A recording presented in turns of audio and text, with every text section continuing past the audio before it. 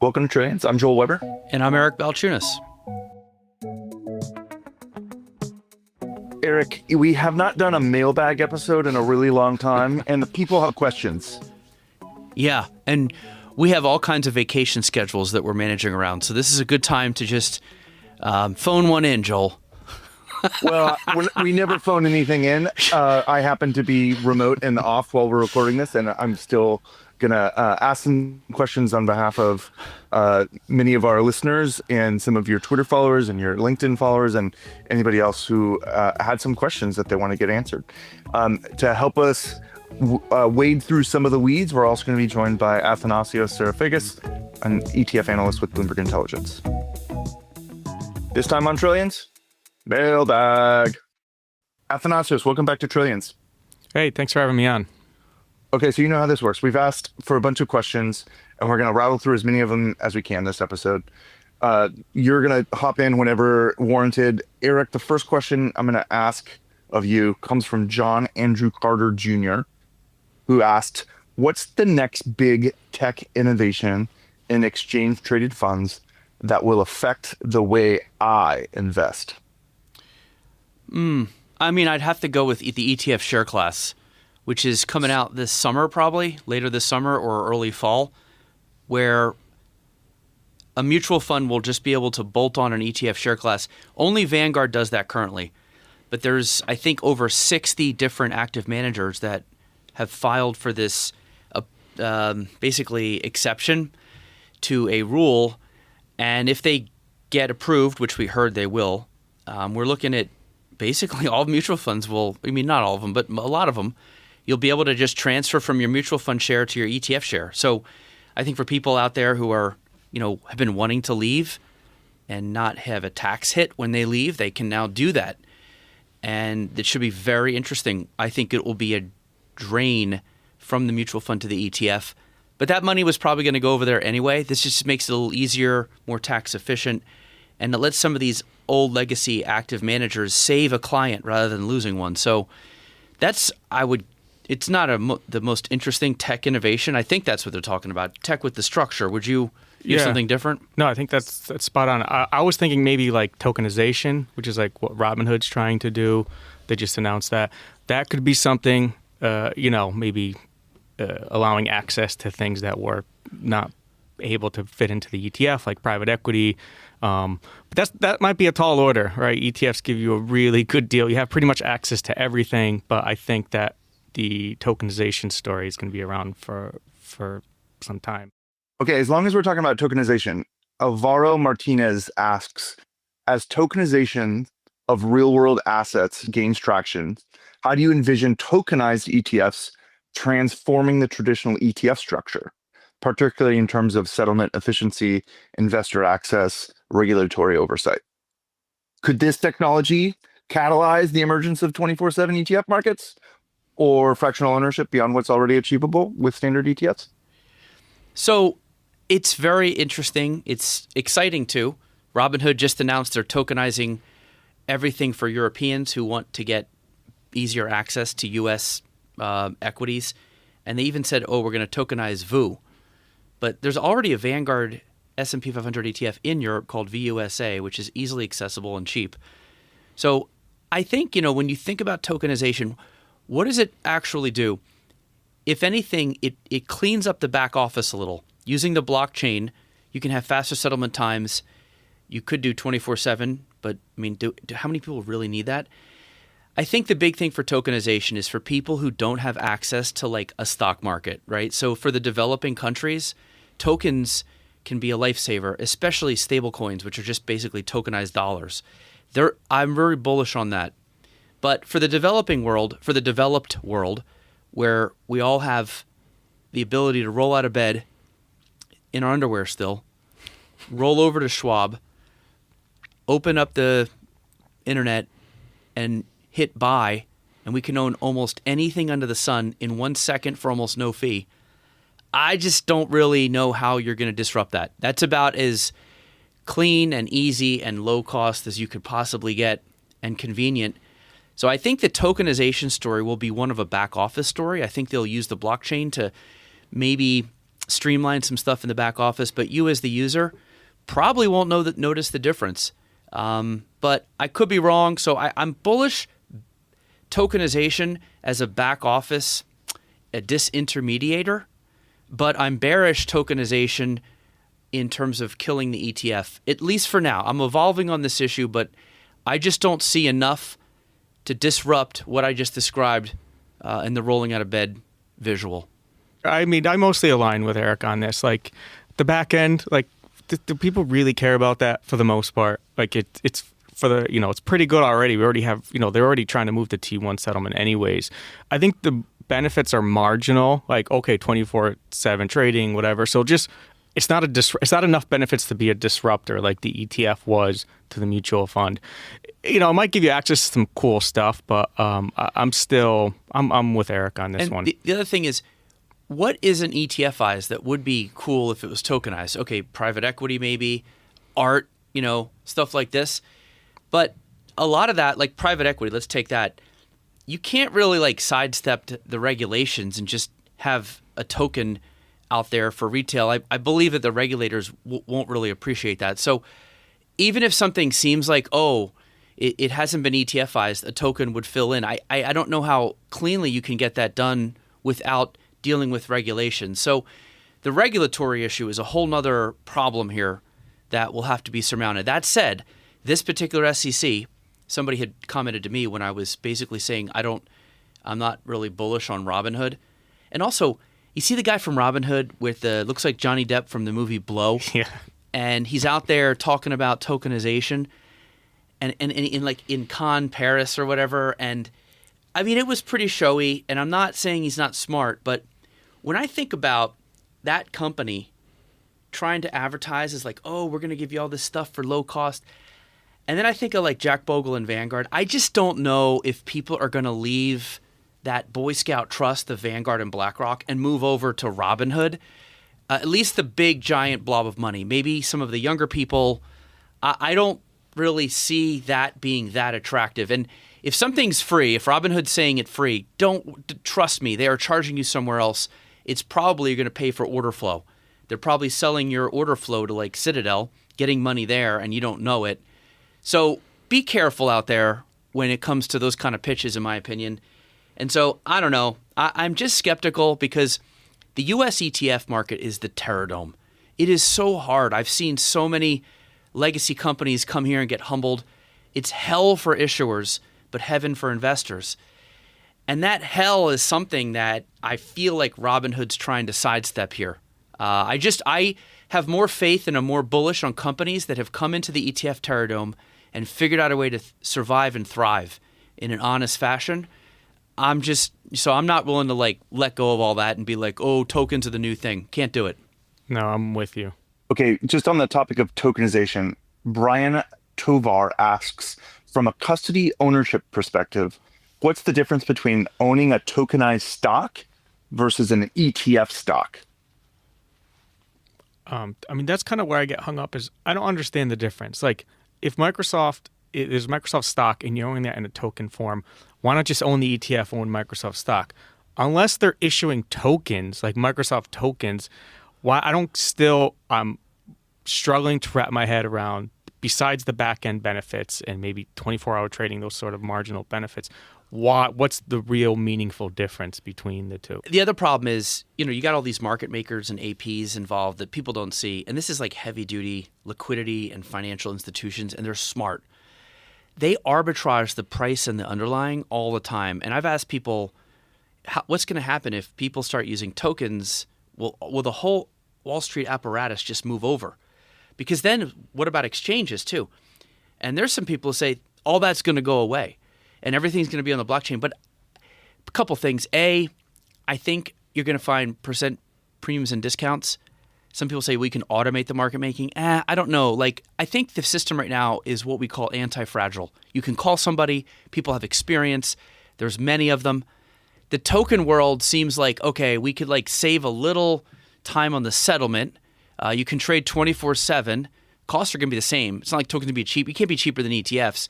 So again, it's marginal benefit for a lot more fragility, it seems to me. And as I've joked about with somebody on Twitter, centralization has its benefits, which is meaning you can call somebody. If there's a real problem, you can take legal action. There's prospectuses. This is where I think centralization has its perks. Whereas you go full DeFi, it's a little Wild West. So I don't actually know how all these questions will be answered.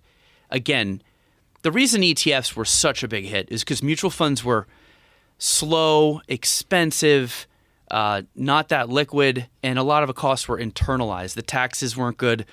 ETFs corrected like 5 things. I mean, it was like 5 evolutionary steps. Tokenization seemed like one little baby, like a little mouse step. Yeah. I feel it doesn't change the experience, right? Go on to your Schwab app, whatever, you buy Microsoft, boom. And I feel like when the market's open, I get a fair price on Microsoft. I don't know what I'm doing if I'm trading at like 3 a.m., right? Like on the blockchain. So it just feels like I don't understand how that really like improves the user experience. Okay, there are a number of things in there to follow up on, but I want to start with one from an ex-user named Discover Litecoin, who asks, how profitable are ETFs really to the issuers? And what variables determine if a new ETF launches a success or failure? ETFs are not that profitable for the assets they have. So they have like 11 trillion in assets, and they bring in what, like 10 billion in revenue every year, right? So maybe a little more, and the market makers make about that too. So, but to contrast, I believe mutual funds pull in like 125 billion in revenue. So it's just like, and hedge funds pull in like triple ETFs and they have less assets. So every other structure makes way more money. That's why when I go to these crypto conferences and they think they're like the big disruptor, and I'm like, dude, ETFs are way more punk rock than you think. That's why all the money goes into the Bitcoin ETF, is because like it's so cheap and easy that the ETF has a lot of disruptive power because the consumers know it's a good deal, and they will sell you out for an ETF that's like 2 basis points cheaper. I mean, they are brutal consumers. But when you service them, and like you said, if you can make it there, you're going to do well. Now, there's certainly room for some ETFs to be profitable. You can carve out a good living there. BlackRock, probably the best example. And then there's some Hail Marys that do well, like the 2X NVIDIA. That makes $6 million a year. So there's been some like one-off Hail Mary ones that have really done well. But for the most part, it's a hard business. It's tough. Wall Street would rather ETFs have not been this successful. I can tell you that. Okay, follow-up question from same user.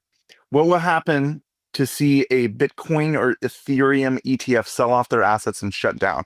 And say they're on the bottom of the list for flows. Are they still profitable? So a Bitcoin ETF, even the lowest one of the spots, is totally profitable. That's why this was such a crazy launch, is that I think Wisdom Tree might have the least of the 11 or 12 out there, maybe Hashdex, but they're all in profit mode already. That's rare. Now on Ether, I believe the couple towards the bottom are maybe not profitable. I would say if you're going to charge 25, 30 bips, which is what they most charge, you would need like about 80 million, right, to be profitable. And I don't know if all the Ether have that. So over the next 5 years, the spot ETFs look pretty good, but there's going to be some option overlays. They're going to try all kinds of stuff. And there will be closures that are in the crypto ETF space for sure. And if a closure happens, if it's a company like Wisdom Tree and they close a fund, the company's still profitable. They just choosing to close that fund rather than sort of like, put more money into it to try to sell it to make it profitable. It's really no different than any other business. You attempt all these products, you hope some of them hit. Usually you have a couple blockbuster hits, a couple in the middle, and then maybe a couple duds. And some issuers will keep those duds alive longer than others. Some close quicker.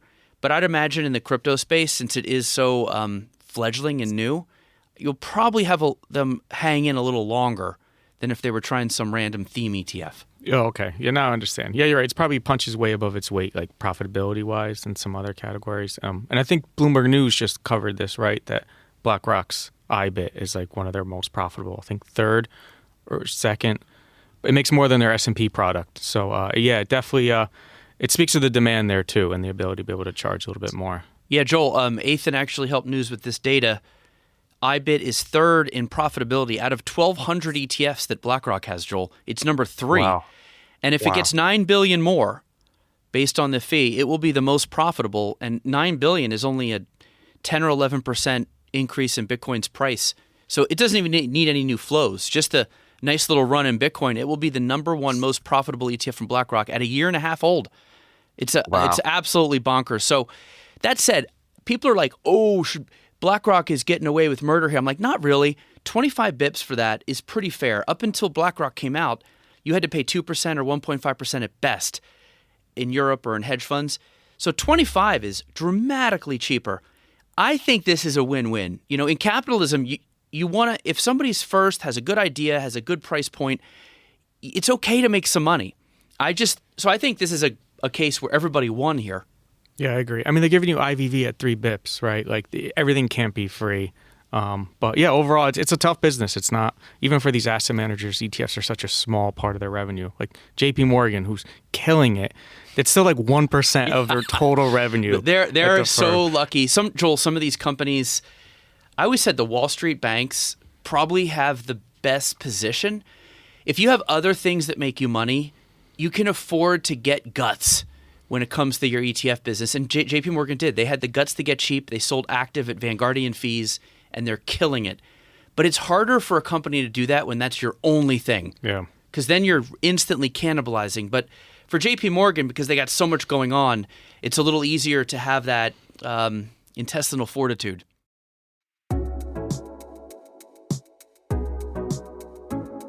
Okay, next question from Pick God on X. Looking forward, is there ever going to be a product that catches or matches VOO, which is obviously Vanguard's S&P 500 ETF? Interesting. I think VOO will be king for, I don't want to say ever, but I'd say at least 10 years. So Michael Saylor, famous from MicroStrategy CEO, replied to one of my tweets a couple weeks. Strategy. Sorry. Yeah, just, hey, it's cleaner.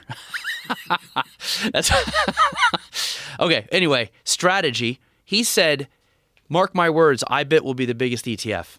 So I did the math on this, and I think he said within 10 years. I did the math, Joel. It would have to like quintuple its flows. VOO would have to chill, and the S&P would have to stop going up, and Bitcoin would have to rally. So a lot would have to happen. In that scenario, I think you have a case where maybe the U.S. stock market has real issues, and somehow Bitcoin is looked at as the savior asset, like, and it just goes up and up while the stock market goes down. That scenario hasn't really happened. Bitcoin tends to have a little more correlation to stocks. So as long as it's correlated to stocks, I don't see how that's possible. But IBIT's rise, it's now the 23rd biggest ETF of all time at 1.4 years old, which is insane to be that high that quickly. I will never say never with IBIT. I thought VTI would be bigger one day because VOO and IVV would be fighting over that same assets and the total market. But it turns out people want the S&P so bad, especially over any other index or the total market, that they just, VOO and IVV can actually split some of that money, and VOO will still be the biggest. So I don't see anything passing VOO for at least a decade. Yeah, it's too big. And we can't live in a world where IBIT is the biggest ETF. VOO keeps us in check. It's like Ethan is going to quit. I will quit if he's going to retire if IBIT passes VOO. It's like, you know that phrase, no country for old analysts, Joel. Like, this is another one of the, if IBIT is the biggest ETF, it's like a whole generation of people are just going to be like, I'm out. Yeah. VOO gives us some hope that, but I agree, all the points you said though, they're spot on, that people, IBIT's still always going to be like a satellite position. So it's got to all come from price. Which VOO, people can have 60%, 70% allocations to VOO. There's one black sheep here, and that is if Fidelity were to do a conversion of its index S&P 500 ETF. I believe right now that's already bigger than SPY, so that would come in almost at where VOO is. And if Fidelity were to really, put in its advisor network, and Vanguard, stumbled a little, there's an outside chance that could be something, is the Fidelity conversion of an index mutual fund to an ETF, but that's a little out there. Okay, next question comes from Liz Simi, who asked, since active is the coolest thing in ETFs, can you break down the difference between flows to traditional active strategies in ETFs versus thematic in ETFs and how the flows have changed over time? Yeah, active is a pretty fluid term in ETFs, and it's not traditional stock picking. Like so, flows to that type of stuff is pretty low. When we say active, it's more things like single stock ETFs, option overlays, buffers, which technically get classified as active. I get it that it's not the traditional like stock picking, but I feel like with all these ETF options, single stocks, people are their own active managers now, right? So instead of like going to Cathie Wood to buy these like stocks, there's like single stock versions of all these. So they're just ended up doing them themselves. So the breakdown, if you really look at it closely, it's not going to like the how we think active traditionally. It's sort of like this new generation of active, like mostly derivatives usage and things like that. Yeah, I think active is taking in 40% of all the flows, and that sounds like, oh my God, active is back. I could see a reporter tempted to write that headline, but as Ethan said, most of it is buffers and sort of derivative using stuff that is more solution oriented. That said, there is some traction with traditional grandpa stock picking active. You've got Capital Group, DFA, JP Morgan in particular.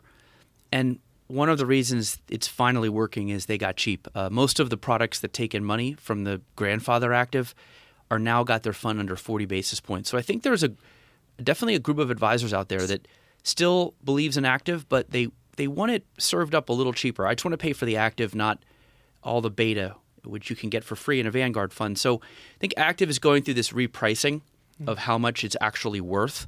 And as it goes through that and gets a little cheaper, I think it will see actual real flows. But there's all the newfangled stuff that kind of makes the active rebound story a little more complex. And just on thematic ETFs, I just looked today actually, they've taken in $2 billion this year out of $560 billion of flows. So not a lot. When you look at themes, if you look, like some themes are on fire, like defense, everyone's taking in money. It's a feeding frenzy. But then like ARK and the U.S. infrastructure and the natural resources have seen outflows. And so you tend to have like whatever's going on in the market, there's always some theme ETF like killing it, and there's always some that's suffering. So theme ETFs have a lot going on underneath, and they're viable to me. I think they'll be around for a while. But I don't know if they're going to like grow to any more than, say, 2-3% of all ETF assets. Okay, next question comes from an ex-user named Market Wizard. What do you think of multi-asset ETFs? Oh, this is a good question. This is when you combine like stock, bond, like it would be like a target date fund essentially. iShares is trying it. Everybody's tried it. Here's, Ethan alluded to it earlier. I think for the most part, when people invest in ETFs, they want to be the decider. To quote W. Remember in that movie W? He's like, Dick, I'm the decider. Anyway, great movie, underrated movie about George W. Bush. But that word, the decider, always stuck with me. And I think that the advisor wants to be the decider. How much goes in equity, bonds? You can't be an advisor and have one ticker in the client portfolio because the client's going to be like, why do I need you? I think for 401ks, they're great, but ETFs don't really have an easy time penetrating 401ks. So outside of the 401k market, I just think most people want to assemble the pieces, and therefore a multi-asset ETFs will always be relegated to the fringe. Yeah, I agree. And I think people are just in general questioning that 60-40 model with bonds, and they they don't want to own bonds as much. They want to own alternatives like crypto or whatever. And I think those haven't caught up yet. Like if you're buying one of these funds, it's just a pretty traditional model. So maybe if they start getting a little bit more innovative in the allocations. But overall, I'm with Eric. I think it's a category that's never really taken off. Okay, next question from Carrie Presley, who asks, there are few clear explanations for the in-kind redemption and the tax efficiency of ETFs. Eric, a clear metaphor example would be swell. Okay, I've spent years on this. I used to teach the new hire class, and I go over creation redemption, and their eyes would glaze over. And in my survey, that's when they'd say, that part sucked. Everything else was interesting. So I actually reframed it, and I told the story of how the ETF was designed. And I start with the American Stock Exchange was in third place. They were looking for a winner. And Nate Most was, I don't know, in his 60s or 70s at the Amex, and he had worked at the commodities warehouse. And when he was thinking about how to design the ETF and make it so that costs of trading wouldn't infiltrate the actual costs of the ETF, which would affect all the shareholders. Like, how do you separate trading costs from like the shareholders? And he thought about commodity warehouse that he worked at. And he thought, well, in that warehouse, you have a bunch of soybean oil and you bring it to the warehouse. They give you a receipt for your soybean oil and they store it for you in a locker. Then you can trade your receipts with other commodity traders without having to move all the merchandise around, right? Makes sense. And let's you get a bunch of receipts and you want actual soybean oil back. Then you take your receipts and they give you the exact proportion to soybean oil and then you have your goods. So all he did was take that structure, that paradigm, and say, instead of soybean oil, what if I had the S&P 500 stocks? I could then take it to this warehouse, which is State Street and the custodian, and I get a receipt for SPY, and that receipt is worth 50,000 shares worth of receipts. Then I can sell those in the open market. People can just trade these receipts all day long, and then if there's a surplus of receipts and we need to do a creation or redemption, we'll go back to the warehouse. So all it is, it's a commodity warehouse paradigm applied to stocks and bonds. And the reason that's cool is because, again, when the receipts are trading, it's basically everybody trading, all the tax implications and everything is on them. And when a creation redemption happens, when you bring the stocks get in exchange for the receipts or shares, there's no money changing hands. And so when there's no money changing hands, there's no taxation. And so there's no tax consequence in the creation redemption process, which is the magic of why ETFs don't kick out capital gains distributions. So that is, I love stories like that because a lot of times, Steve Jobs always said like nothing is wasted. Like that, the font he made, the calligraphy in the early Apple he got because he just used to like skip class and go to the this writing class. Things that happen in your old life can come in really valuable, or something you see overseas, you apply it to your country you're in. And that's what happened here. And it was ingenious. And that's the secret sauce right there, Joel. Ethan, did your eyes glaze over? Yeah, I fell asleep a little bit through that. No, that was actually a really good explanation for a topic that is kind of operational and dull. But and this is why we talk about the share class, is why all mutual funds want to go towards that, because they get this benefit now. So which is why there's that big push towards the ETF.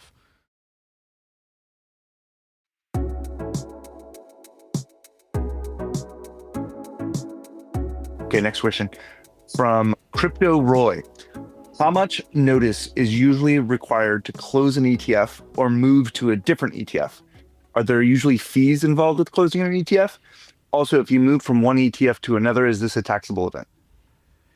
Oh, those are some good questions. I don't know about the lead time from when they close. There's definitely an announcement. They let you know. So you have... it's like 60 days maybe, something like that. Yeah. So they have a chance to get out. Yeah, they give you a chance. Swap you into some... So like ETNs do this all the time. If the ETN is sort of coming to a maturity date, they will offer you to switch you into another one. So you definitely are getting notices if you own the fund. The cost, obviously there's some unwinding, paying some of the fund administration costs, but you're pretty much going to get what NAV is at that day. Yeah, but you get the tax hit. But then the tax, so you're kind of... Yeah, so if you want to switch, like let's say the Wisdom Tree such and such ETF closed, not to pick on them this whole show, but anyway, yeah. Whether you sell or they send you a check because they redeem the funds, you got a capital gains distribution if the fund went up as you bought it. So that's why closure risk is like real, but it's not huge. It's not like loss of principal risk. You can never lose your principal in an ETF, but the closure risk is just like annoying, and nobody wants to deal with that. Again, people hate taxes, so that's the problem.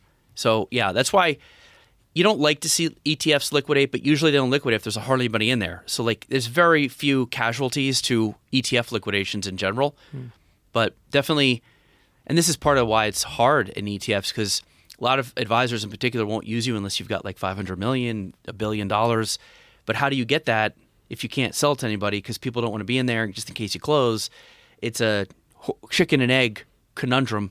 Final question comes from Kyle Forcade, who asks, on a macro level, Eric, how do you and your team see the ETF landscape evolving over the next 10 to 15 years?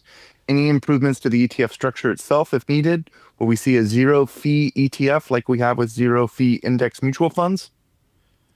Well, yeah. I mean, Bank of New York already has zero. That's already exists. Here's the thing about zero fee. If you talk to people, brand is huge, and so unless BlackRock or Vanguard or State Street did zero fee, it won't matter that much. People are going to go with that brand and 3 bips. In fact, I think some people like paying a little because it feels less like you're going to get like ripped off somewhere else. So I think 3 bips, 5 bips, people are going to want to build portfolios with ETFs under 10 basis points for the next 10 to 20 years. The tokenization is certainly one thing. Perhaps tokenization can improve some of the back office stuff, but again, that wouldn't totally affect anybody. If anything, that would just help the issuers more, maybe save a little money. But I think what's going to be tested is ETF. They're going to put stuff in ETFs that's just not liquid. And that's, I think, where we're going to find some experimentation where, I guess, private equity, private credit, maybe they'll try to put something like, farmland in Nebraska, something that's just like that an endowment would invest in. We'd call those real assets.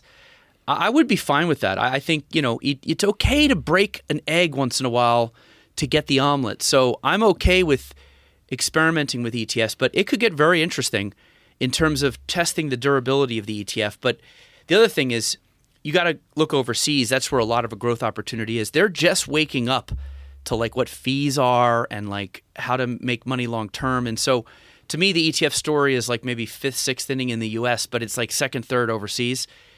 So that's what I would look for. But I do think we're going to see a lot of crazy because the vanilla is so hard to compete in that you will see more people launching stuff that's pretty out there, and it will get a lot of copy because it's interesting, but just relax. Almost all the money is going to go to the VU type stuff, and that's probably for the best. But some of that experimentation will be interesting, and there'll be some evolutions there that'll probably be pretty good, in my opinion. But I'm generally optimistic. I have some colleagues that worry more than I do. Nathan, are you one of those colleagues? Yeah, I think. Or what do you see evolving in the ETF landscape? Yeah, I think sometimes someone will push it too far at one point, but overall, these are fringe products, right? I don't think it's gonna dislodge the industry at all. It is like absolutely on fire. But I think we'll see every type of combination you can possibly think of. We did Mag 7, single stocks. Now there's like stocks pinned against each other. Then there might be like 5 portfolio stocks. So I just think it's going to be any possible combination of things you can think of will be ETFized. And then it's on to the next frontier, whether it's private equity, altcoins, whatever. So I think that's just how it's gonna evolve. It's just gonna, products are gonna keep coming at a really rapid pace. Yeah, we probably might see a product blow up at some point, but I don't think honestly it's going to be a big deal, like one of these single stock ones, quantum stocks or something like that. But I don't think it's going to be a bruise on the industry at all. Ethan, as always, thank you for joining us on Trillions. Yeah, thanks for having me on.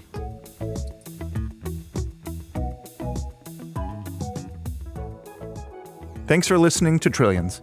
Until next time, you can find us on the Bloomberg Terminal, Bloomberg.com, Apple Podcasts, Spotify, or wherever else you like to listen. We'd love to hear from you. Hit us up on social. I'm at Joel Weber Show. He's at Eric Balchinas. Trillions is produced by Magnus Henriksen. Brendan Newman is our executive producer. Sage Bauman is the head of Bloomberg Podcasts.